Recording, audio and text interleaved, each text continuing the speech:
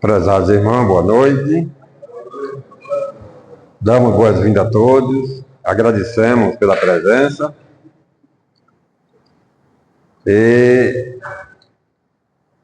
gostaria de registrar a presença aqui de um casal que está chegando, nos visitando, mora aqui há pouco tempo em João Pessoa e está conhecendo nossa casa pela primeira vez. Nosso irmão Eduardo e a sua esposa Eva. Né? Então, pode levantar um pouquinho, pessoal, de ver? Obrigado. Beleza. Então, são irmãos nossos que são espíritas, trabalhavam em São Paulo e agora estão vindo para João Pessoa e a gente já convida para ficar com a gente aqui, tá bem? Sintam-se em casa, para nós será uma satisfação imensa conviver com vocês, tá bom? A nossa expositora de hoje é a nossa irmã Mary Queiroz. Me chamo Mariluda, eu gosto mais de chamar Mary, né? Que aí passa a falar inglês. Vamos lá, Mary, por favor. Como sempre, antes da nossa prece inicial, que eu vou brindar a nossa irmã Eva, para vir aqui fazê-la. Vamos ler essa mensagem aqui do nosso querido irmão Emmanuel, através da psicografia do nosso então médico Francisco Cândido Xavier, intitulada neste livro Diferenças. E o trecho bíblico, versículo, nisto todos conhecerão que sois meus discípulos, se vos amardes uns aos outros. João capítulo 13, versículo 35. O final, quem observa, chega aí na frente da nossa casa, no batente, vê lá uma placa com esse dizer. Né? Nas variadas escolas do cristianismo, vemos milhares de pessoas que, de alguma sorte, se ligam ao Mestre e Senhor. Há corações que se desfazem os louvores ao grande médico, exaltando-lhe a intercessão divina nos acontecimentos em que se reconheceram favorecidos, mas não passam de afirmativas espetaculares, qual se vivessem indefinidamente mergulhados em maravilhosas visões. São os simplesmente beneficiários sonhadores. Há temperamentos ardorosos que impressionam da tribuna através de preleções eruditas e comoventes, em que relacionam a posição do grande renovador na religião, na filosofia e na história, não avançando, contudo, além dos discursos preciosos. São os simplesmente sacerdotes e pregadores. A inteligência primorosa que fazem páginas sublimes de crença consoladora, arrancando lágrimas de emoção aos leitores ávidos de conhecimento revelador. Todavia, não ultrapassam o campo do belitismo religioso. São simplesmente escritores e intelectuais. Todos guardam recursos de mérito especializados. Existe, no entanto, nos trabalhos da Boa Nova, um tipo de cooperador diferente. Louva o Senhor com pensamentos, palavras e atos, cada dia. Distribui o tesouro do bem por intermédio do Verbo Consolador sempre que possível. Escreve conceitos edificantes em torno do Evangelho, toda vez que as circunstâncias lhe permitem. Ultrapassa, porém, toda pregação falada ou escrita, agindo intensamente na sementeira do bem, em obras de sacrifício próprio e de amor puro, nos moldes de ação que o Cristo nos legou. não pede recompensa, não pergunta por resultado, não se sintoniza com o mal, abençoa e ajuda sempre. Semelhante companheiro é conhecido por verdadeiro discípulo do Senhor, por muito amado. Então, é uma mensagem que nos chama a atenção para essa questão do nosso amor desinteressado, né? Nossa vivência direcionada para saborearmos no nosso dia a dia a mensagem verdadeira do Cristo, no sentido de procurarmos conviver bem, amando, servindo, e sem aquela conotação fanatismo, né, fanática, né, aliás, e a gente precisa desta mensagem, porque o amor, como diz aí, né, meus discípulos serão conhecidos por muitos e amados. A nossa identificação um para com o outro é justamente o amor.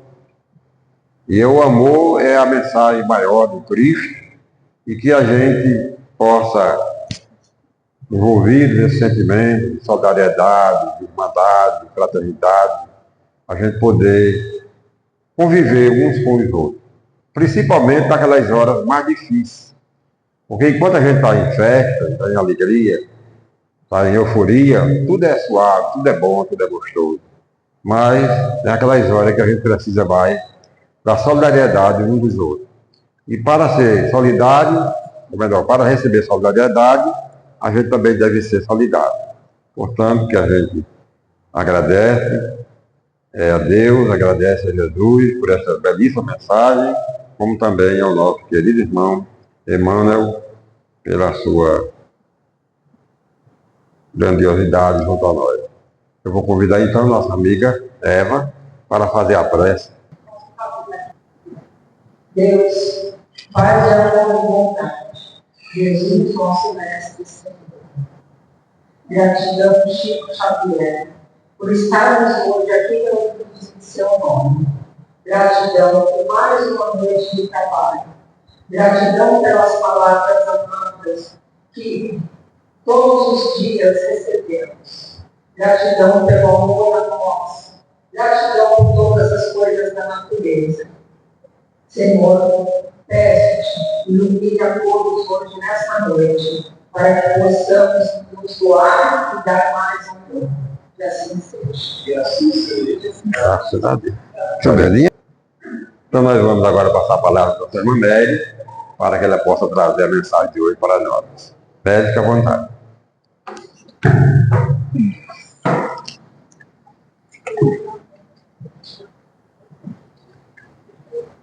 Boa noite, meus irmãos e irmãs. Que a paz de Deus esteja conosco nesta noite. Minha filha. Nós vamos conversar hoje sobre as leis morais. A Kardec coloca na terceira parte do livro dos Espíritos as leis, né? As leis morais. São 12 capítulos.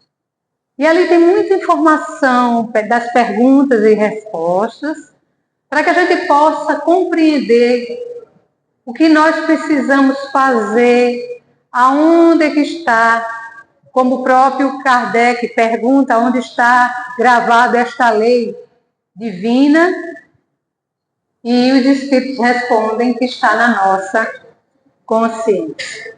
Ou seja, todos nós, nas reencarnações sucessivas, já trazemos codificados em nós a lei divina. Como é um capítulo imenso, eu peguei o capítulo 12, que vai falar justamente da perfeição moral.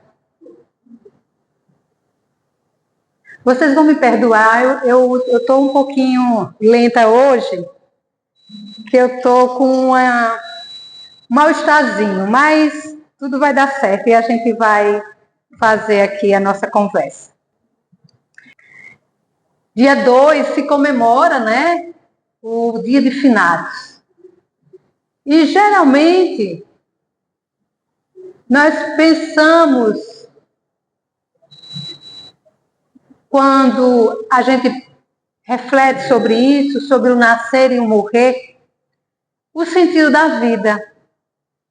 Geralmente, ou quando nós estamos num momento de adoecimento do corpo, nós fazemos uma reflexão sobre isso, como também quando desencarna algum parente, algum amigo, alguém muito próximo de nós, nós fazemos também uma reflexão sobre a nossa vida. Pelo menos assim acontece comigo, não sei com vocês.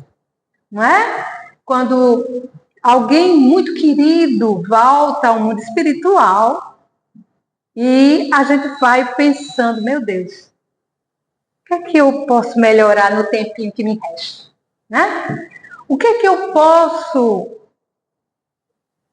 adiantar nessa vida um pouquinho mais? Muitas vezes, numa experiência como essa, ou numa experiência de um adoecimento grave nosso, ou da partida de algum ente querido, às vezes nós tomamos consciência que estamos gastando o nosso tempo de forma equivocada, né? Então, nessa parte do Evangelho, nessa parte, aliás, do Livro dos Espíritos, Kardec vai trazer justamente uma reflexão sobre a perfeição moral. Será que nós vamos sair desta encarnação perfeitos? Hein, gente? Todo mundo perfeitinho? Né? Ainda não, né? Ainda não. Ainda não. Mas o que é que nos atrapalha, então?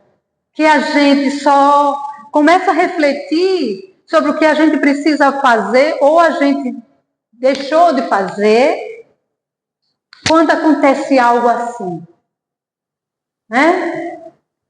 O que é que nos dificulta tanto se a gente já traz um código codificado em nós, na nossa mente, no nosso espírito, as leis morais, as leis divinas, que é lei de amor, lei de misericórdia, lei de compaixão, lei de caridade. Por que será? O que será que nos impede, gente? Se a gente já sabe. Ou alguém aqui não sabe o que tem que fazer? Alguém aqui não sabe? Hein, gente? Alguém aqui não sabe o que a gente tem que fazer? E aí a gente lembra uma mensagem que Paulo disse: aquilo que eu quero fazer, eu ainda não faço. Mas aquilo que eu não devo fazer, eu ainda faço. Paulo, né? Então, quantas vezes a gente se pega fazendo as mesmas coisas equivocadas? E aí Kardec vai trazer uma pergunta, na pergunta 907, o seguinte: ele compreende que o que nos impede de melhorarmos, olha o que ele diz, o princípio das paixões, sendo natural, é um mal em si mesmo. Olha o que os espíritos respondem. Aí a gente vai dizer, não, mas as pessoas, as paixões, os desejos, é o que nos impede de melhorarmos. Aí os espíritos respondem, não. A paixão está no excesso, acrescentando a vontade, já que o princípio foi dado ao homem para o bem. E as paixões podem levá-lo a realizar grandes coisas. E aonde estaria, então, a dificuldade? Se não é as paixões, é o quê? Vamos lá. Olha o que eles dizem no pontinho. Não é a paixão. É no seu abuso, excesso. É no seu abuso que está a causa do mal. Porque quando a gente está envolvidos nos desejos humanos, às vezes em excesso, por exemplo, tudo que a gente for fazer que ultrapassa o limite, a gente pode estar causando um dano à nossa reencarnação. E você sabe o que é até as questões espirituais? Como assim, Mary? Como? Por exemplo, se você está todos os dias na casa espírita, todo dia, tá? Casa espírita. Não, eu tenho que ir, eu não posso faltar. Ótimo, muito bom, a gente tem que participar. Mas se você não está praticando,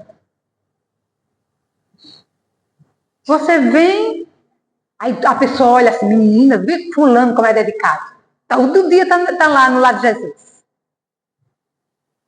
Mas o que eu estou fazendo? Então, tudo em excesso. Eu posso ir, eu posso participar da palestra, eu posso trabalhar, tudo. Se eu tenho tempo para fazer, estar na casa ajudando, maravilha.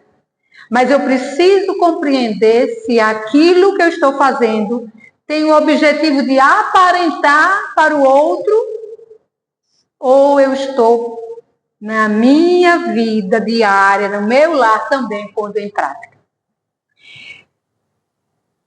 E aí, olha só o que ele vai nos dizer. Como definir, então, o limite em que as paixões deixam de ser boas ou más?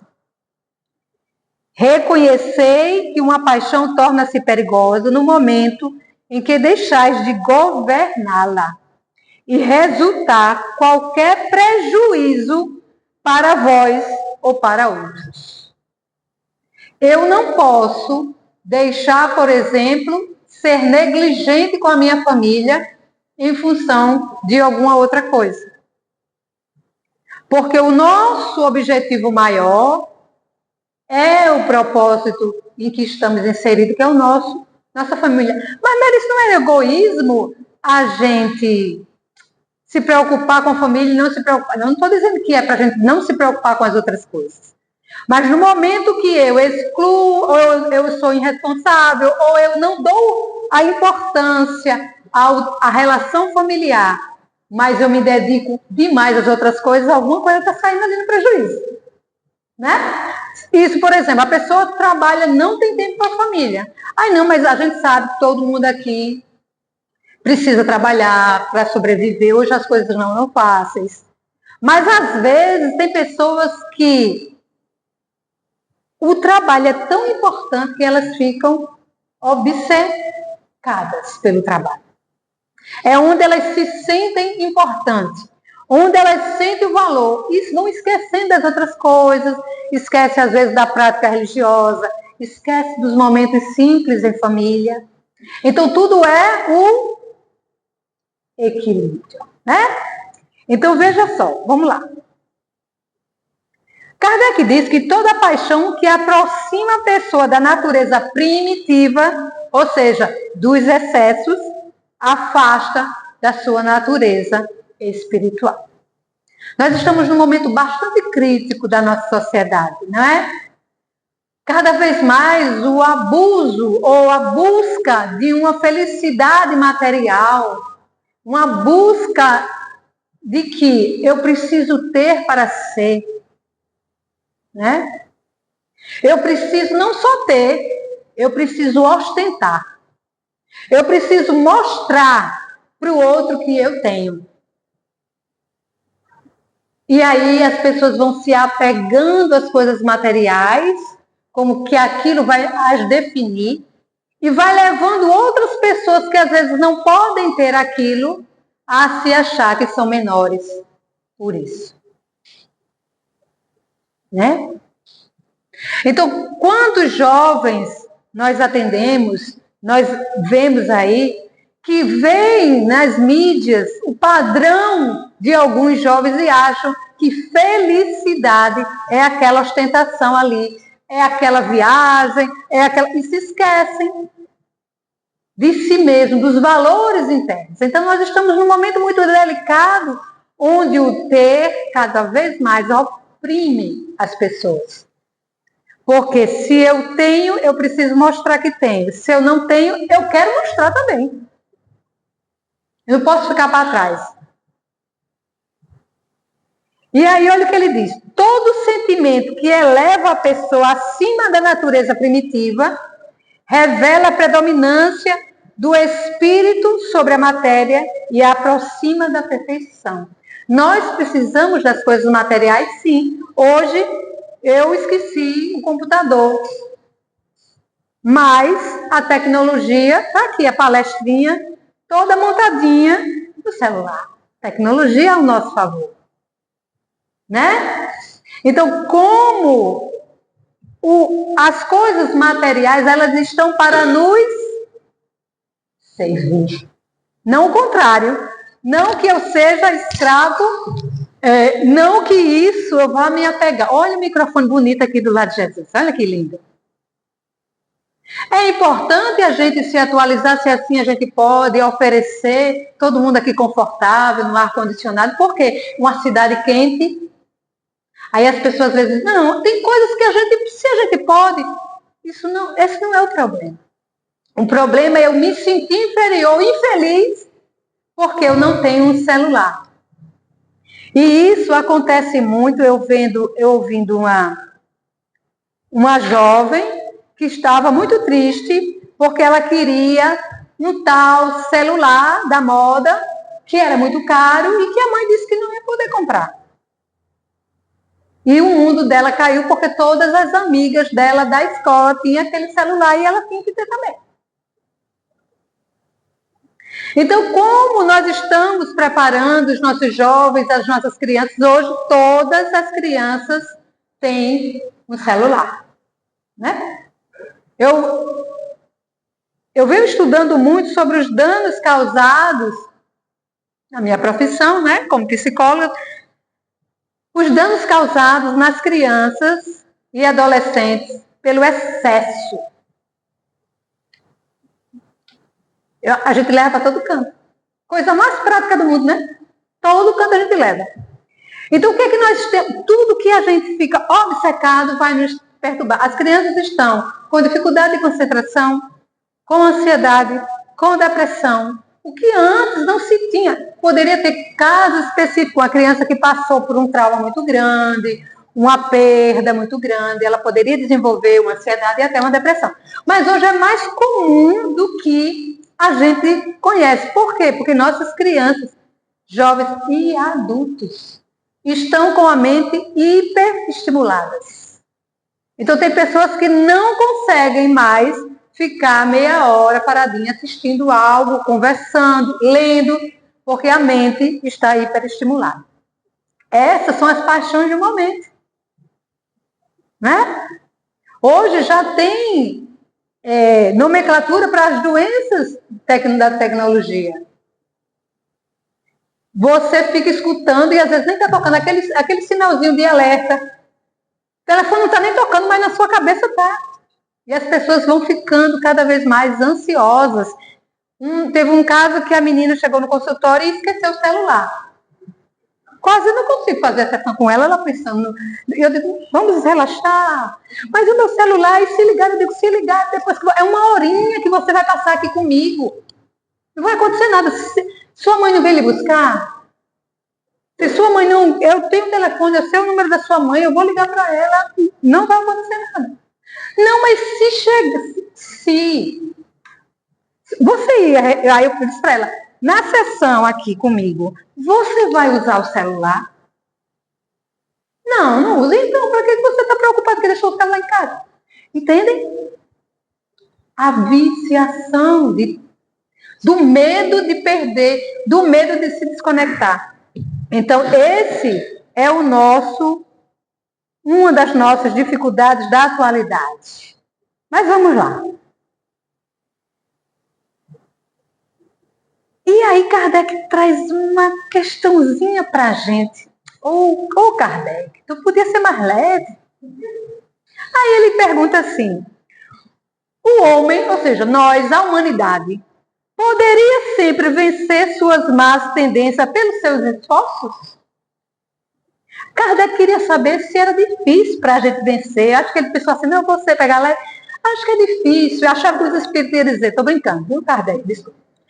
Aí os espíritos dizem, sim. E algumas vezes, com pouco esforço.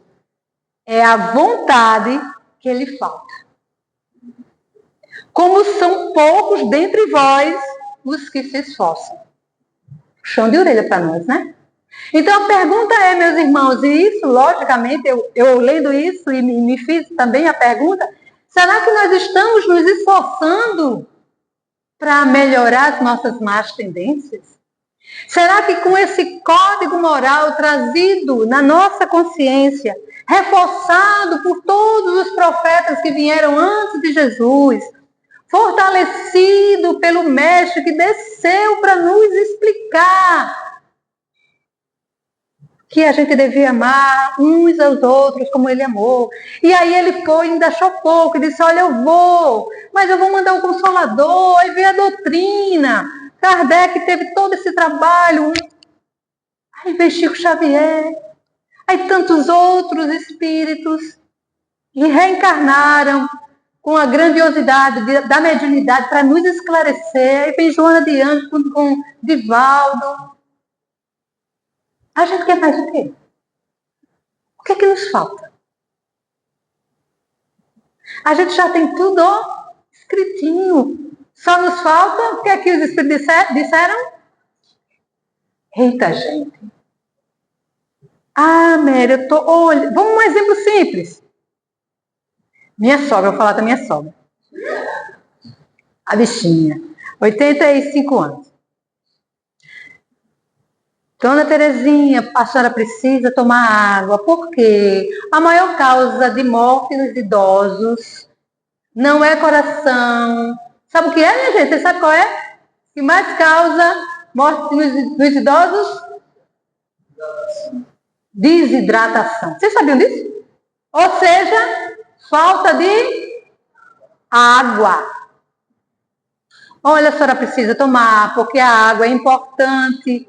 O nosso cérebro, a grande parte é de água. O nosso sangue, os nossos órgãos internos, para fazer a digestão, os nossos rins, tudo precisa de água.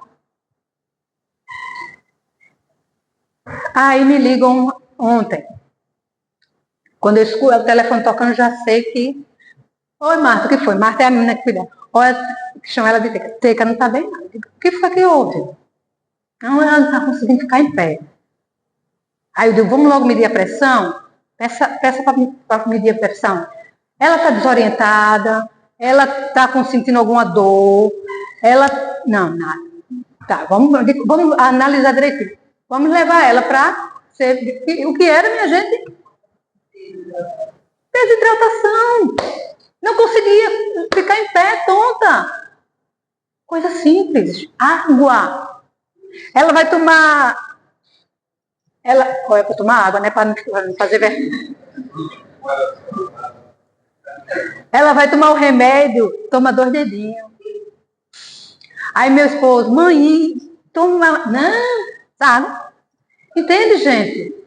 Então isso é o simples, ou seja, a gente pode morrer a qualquer momento, a gente sabe.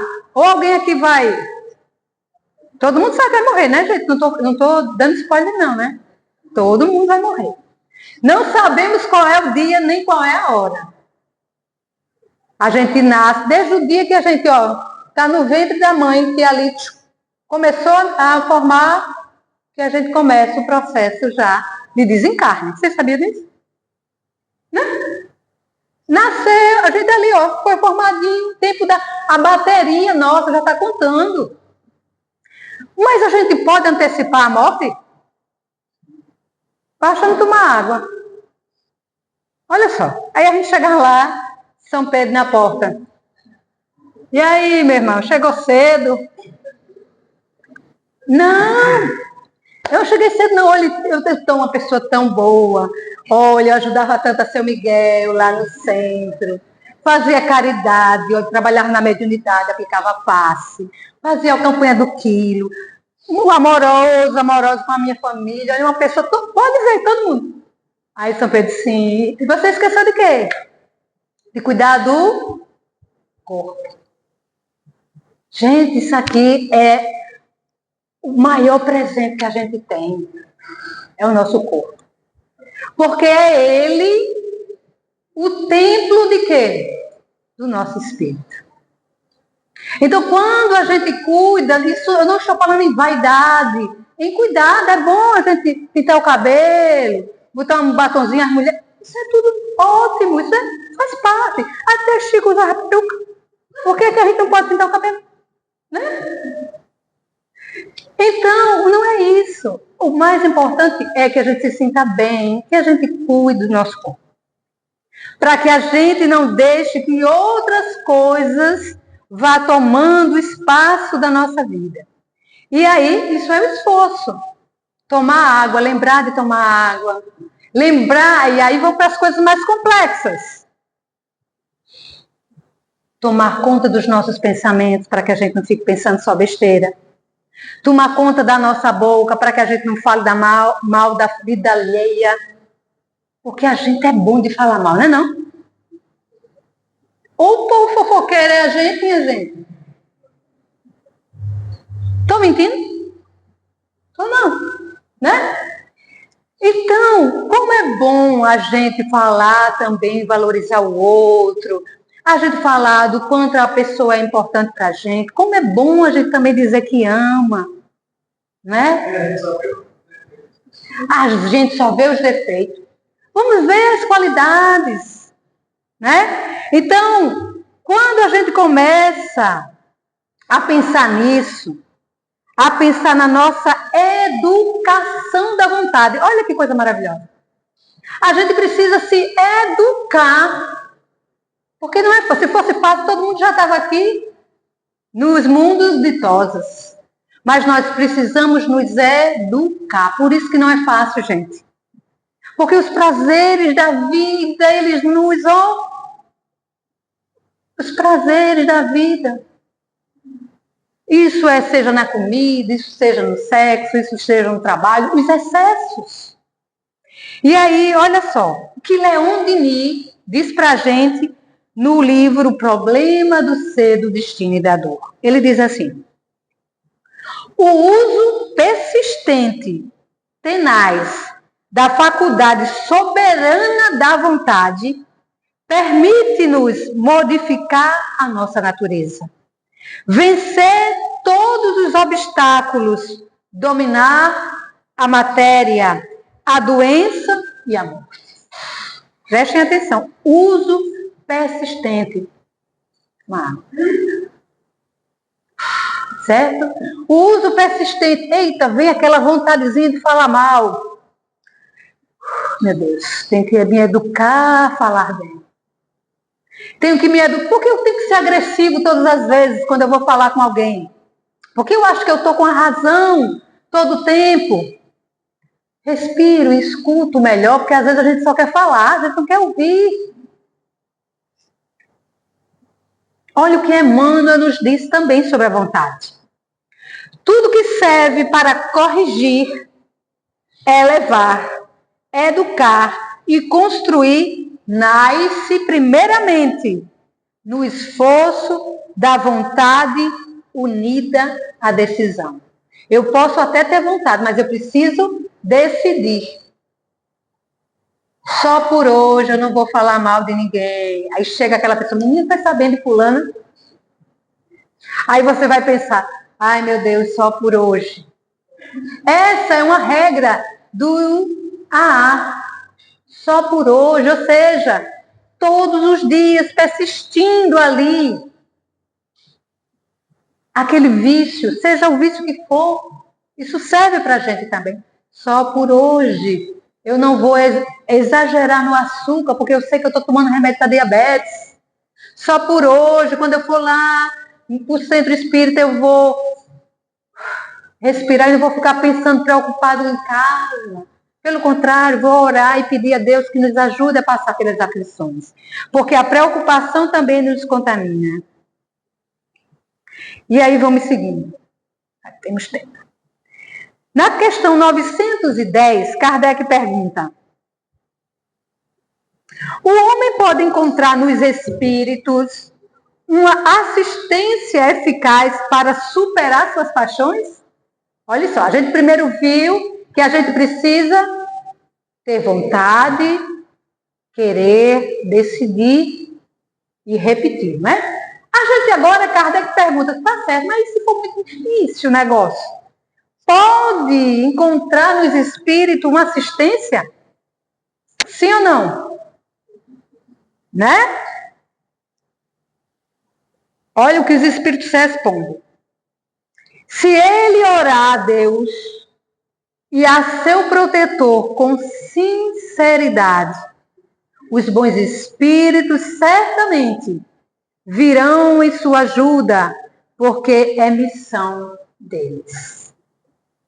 Então, meus irmãos, eu sei que às vezes aquela questão que a gente precisa melhorar, às vezes é tão difícil. Uma das coisas mais difíceis que a gente tem é o perdão. Porque às vezes a gente foi tão magoada, tão magoado, ou a gente já traz uma dor lá de trás, e às vezes isso se repete nessa, que está difícil para a gente superar. Às vezes um problema familiar que seja muito difícil, que às vezes a gente precisa entender o que cabe a gente, né? Porque às vezes não nos cabe fazer a mudança na outra pessoa. Mas a gente pode orar por nós para termos paciência, orar pelo outro. Isso nos ajuda a diminuir a raiva, a diminuir alguma dificuldade que a gente está passando. Eles vão resolver por nós? Não. Mas vão nos ajudar, sim. Clareando a nossa mente, nos dando ideia. Às vezes, por menos que você espera, vem alguém e traz uma palavra, né? Ou diz uma coisa que você nem esperava. Nossa, isso que fulano disse, nossa, serviu para mim. Serviu para que eu possa refletir sobre essa questão.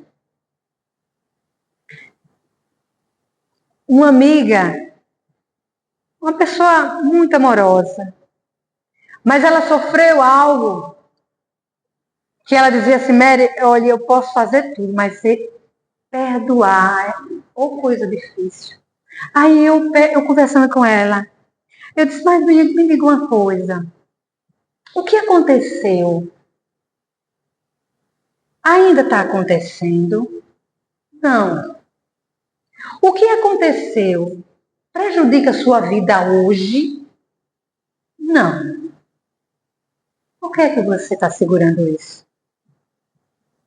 Por que você está carregando esse sofrer se você já não está mais próximo a essa pessoa? Se essa pessoa já não te faz mais mal, fez naquele momento, mas não está mais próxima de ti. Olhe para a sua vida nesse momento. Olhe para o que você tem nesse momento. Não se prenda ao que já passou. Aí ela olhou assim para mim e disse: é mesmo. É como eu colocar por conta própria, ela fez isso, essa metáfora, eu achei interessante, um espinho no dedo. E eu sei como tirar, mas todo dia eu boto. Porque eu fico pensando nisso. Que a pessoa fez há 30 anos, minha gente. 30 anos já passou, a pessoa já morreu. Entende? Como a gente vai carregando sofrimento e dores que a gente poderia olhar para a nossa vida agora. Vale a pena. Vale a pena, porque isso também prejudica o nosso bem-estar, a nossa convivência. Porque ela era uma pessoa triste. Porque ela estava presa no passado. Vamos lá. Na questão 911, Kardec faz mais uma perguntinha. Não existem paixões tão vivas e irresistíveis que a vontade não tem o poder de superá-las? Há muitas pessoas, responde os espíritos, há muitas pessoas que dizem: eu quero, mas a vontade está apenas nos lábios. Querem, mas estão bem satisfeitas que assim não seja. Quando o homem não acredita poder vencer suas paixões, é que o seu espírito se satisfaz nisso por consequência de sua inferioridade. Aquele que procura reprimi-las compreende sua natureza espiritual, vence-as e para ele uma vitória do espírito sobre a matéria. Às vezes, é como eu contei essa história, às vezes a gente se satisfaz com o sofrimento. Eu digo isso porque é o que eu vejo muitas vezes. Tem pessoas que existe olha só que loucura, um prazer no sofrer. Não é o prazer de redenção, que inclusive a doutrina diz, que se eu estou passando por uma dificuldade e eu estou consciente daquela dificuldade, que aquilo vai me ajudar a ser melhor, ou aquilo que já passou, hoje eu olhando para trás, aquilo que eu passei de sofrimento me fez uma pessoa melhor, e isso é aprendizado. Mas muitos de nós repete o sofrimento, continua abraçado no sofrimento e nas paixões, nas dificuldades que nos faz sofrer. E aí a gente precisa pensar, existem as paixões e existem as virtudes. E o que é que nós queremos? Desenvolver as virtudes, não é? Nós precisamos desenvolver, nos educar a desenvolver as nossas virtudes. E aí Kardec pergunta, na 893, qual a mais meritória de todas as virtudes? E aí os espíritos respondem que todas as virtudes têm seus méritos, porque indicam progresso no caminho do bem. A virtude sempre que há resistência voluntária ao arrastamento das más tendências. Então, a gente precisa ir compreendendo o que é que eu posso melhorar. Que atividade moral benéfica eu posso começar a desenvolver em mim? Ser mais paciente, ser mais amoroso, amorosa. Né? Então, são virtudes que nós podemos desenvolver. Porque o amor, minha gente, por mais que ele seja a grande lei, nós precisamos exercitar o amor nas pequenas coisas. Nós precisamos exercitar o amor todos os dias, porque às vezes o nosso amor é condição. Eu amo fulano se fulano me amar. Eu amo, não sei, eu conversando com uma mãe, e ela com muita dor, porque o filho disse para ela que não amava ela. Criança com raiva não diz não, porque o meu dizia direto, gosto mais de tu não. Aí eu começava a rir. Por dentro, lógico, né? Eu estava séria. Aí eu disse para ela, vem cá, quantos anos ele tem? Acho que na época tinha 7, 8 anos. Aí ela chegou chorando que meu filho não me ama. Eu digo, o que aconteceu? Não, ele queria brincar com não sei o quê, e eu não deixei. Ele disse que eu era a pior mãe do mundo, que todo mundo era melhor do que eu. E eu digo, e aí você, uma criança de 8 anos, disse isso para você, e você tomou isso como uma verdade absoluta. Aí eu disse, mas vem cá, o seu amor é condicionado a que ele te ame? Quem é a adulta da relação? Aí ela disse, eu digo, então. A criança, ela está ainda aprendendo que o amor para ela é amor troca. Eu faço isso, você é boa, então eu lhe amo. Quando ele está de bem com você, você é a melhor mãe do mundo. Eu digo, gente, já deixou de amar? Né? Entende, gente, como às vezes até a nossa relação de amor é uma relação condicionada. É uma relação de que o outro precisa demonstrar para mim que me ama. Se eu amo, eu posso demonstrar o meu amor. Se o outro vai me amar, se o filho É outra coisa. Ah, Mary, mas isso tem... E relação de casamento? Aí eu amo e o outro não me ama? Aí eu digo, gente, se um ama e o outro não ama, aí não há casamento, porque são dois adultos. E a gente precisa construir a relação marital, né? Essa relação onde aí são duas pessoas que estão construindo. E o amor precisa ser alimentado, né? Vamos lá. E Kardec pergunta: a gente já falou aqui das coisas materiais, vamos seguir um pouquinho. E aí ele fala, dentre os vícios, qual que pode ser considerado radical, o mais difícil? Aquele que detona tudo. Hein, gente? O que é que vocês acham que é? De onde deriva todo mal? Do egoísmo. Todos os males da terra vêm, infelizmente, do nosso egoísmo. A gente sabe que nós vemos aqui cada um no seu ponto de reencarnação, cada um com a sua história, mas tem coisas no nosso planeta que é uma construção social. Das divergências, por exemplo, os motivos das guerras. Nada mais do que o egoísmo. Eu sou melhor do que você. Isso eu estou trazendo bem, né? Você não merece viver. Então, tudo isso, gente, é o nosso egoísmo. À medida que os homens se instruem acerca das coisas espirituais, dizem os espíritos. Desculpe, Kardec, fundando-se o egoísmo no sentido do interesse pessoal, bem difícil parece extirpá-lo inteiramente do coração humano. Chega-se a conseguir? Kardec pergunta, será que a gente vai conseguir tirar de nós o egoísmo? Olha o que os espíritos respondem. À medida que os homens se instruem acerca das coisas espirituais, menos valor dão às coisas materiais. Gente, se essas pessoas que estão aí, né, se guerreando, se matando, soubessem que, primeiro, que a morte não existe, que tudo que eu fizer de mal ao outro, eu vou ser responsável, vocês acham que haveria tanta guerra?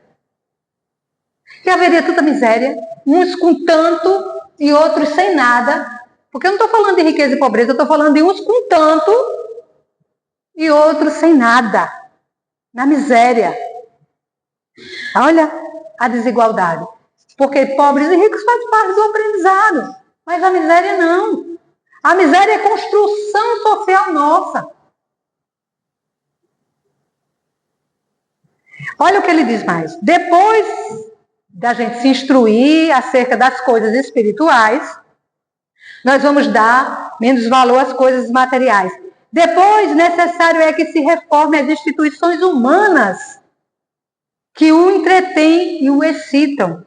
Isso depende da educação. Questão 914. E aí, meus irmãos, já chegando aqui no finalzinho, ainda a gente pensar que podemos sim vencer o egoísmo. E Kardec diz o seguinte: o egoísmo se enfraquece à proporção que a vida moral for predominando sobre a vida material, moral das leis morais divinas. E aí chega um ponto muito importante para nós, que eu vou fechar aqui com isso. Como é que a gente pode atacar o mal pela raiz? Pela educação, não é? Que a gente já viu.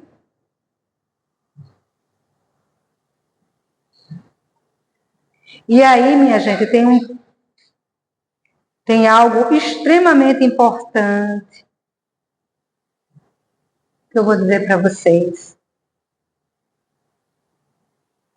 Qual é a fonte de todas as virtudes.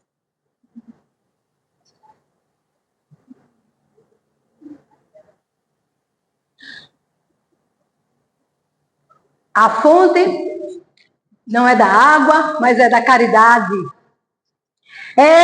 Esse alimento que nos ajuda a sair do egoísmo e entender que eu não sou o centro do mundo, mas eu estou aqui para ser servido.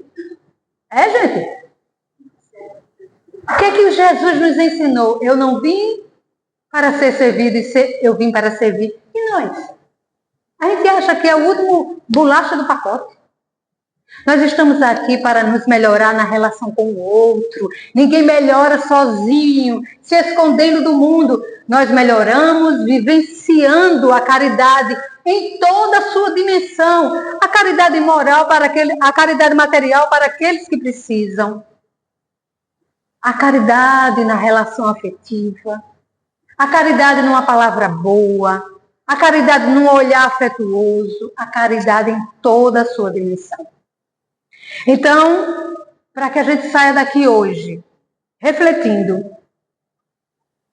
que toda vez que o egoísmo toca o nosso coração, a gente sabe que nós temos o antídoto, a prece, para ajudar nos momentos que a gente acha que está sem força, pedindo socorro e misericórdia aos Espíritos, não que eles resolvam por nós, mas que eles possam nos dar força para a gente superar as nossas imperfeições, os nossos vícios, as nossas más tendências. E a caridade, que é o exercício prático de saber que eu posso levar aonde eu estiver o antídoto maior, o alimento de todas as virtudes, que eu possa amar o outro como Cristo nos ensinou. E assim, meus irmãos e irmãs, no exercício do amor, no exercício da caridade, que a caridade é o amor em ação, nós vamos nos melhorando. Então, quando você vê um irmão ou uma irmã na rua que precisa, você vê um irmão ou um irmão dentro do seu lar que necessita, um irmão ou uma irmã na casa espírita que necessita, porque muitos dos nossos irmãos na nossa casa espírita às vezes estão precisando e a gente não tem olhos de ver.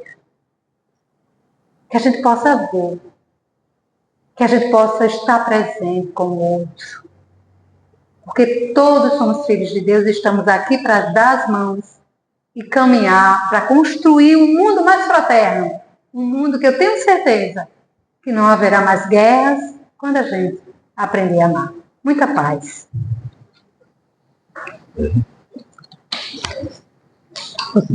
Tomar água, né?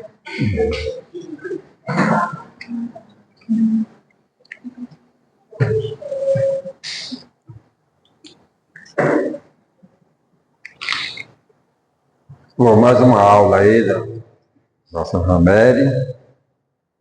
A gente agradece e vamos refletir e pôr em prática aquilo que ficou mais presente em nossa memória, para que possamos traçar nossa conduta dentro desses princípios do amor, da caridade, das virtudes, né?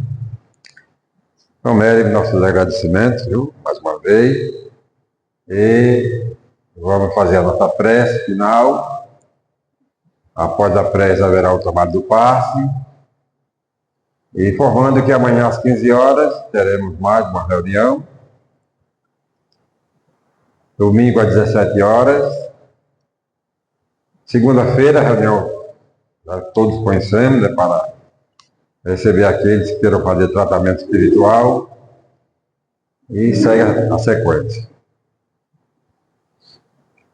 Então, vou convidar nesse momento a nossa irmã Lídia para fazer a prece, né?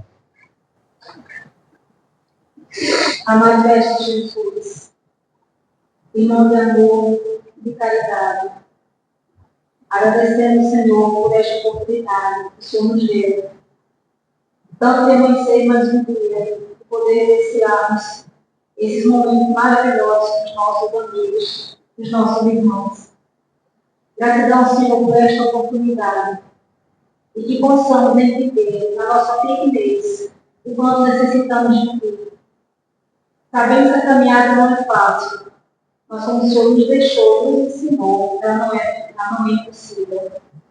Basta que possamos, Senhor Jesus, olhar para nós mesmos e para os nossos irmãos que estão ao nosso lado. Gratidão, Senhor, por esta oportunidade, por este ensino da noite. Que possamos pôr em prática todos os dias de nossa vida. Que possamos também voltar para nossos lares, em paz e protegidos de todo o mal. Gratidão, Senhor Jesus. Que assim seja. Assim seja.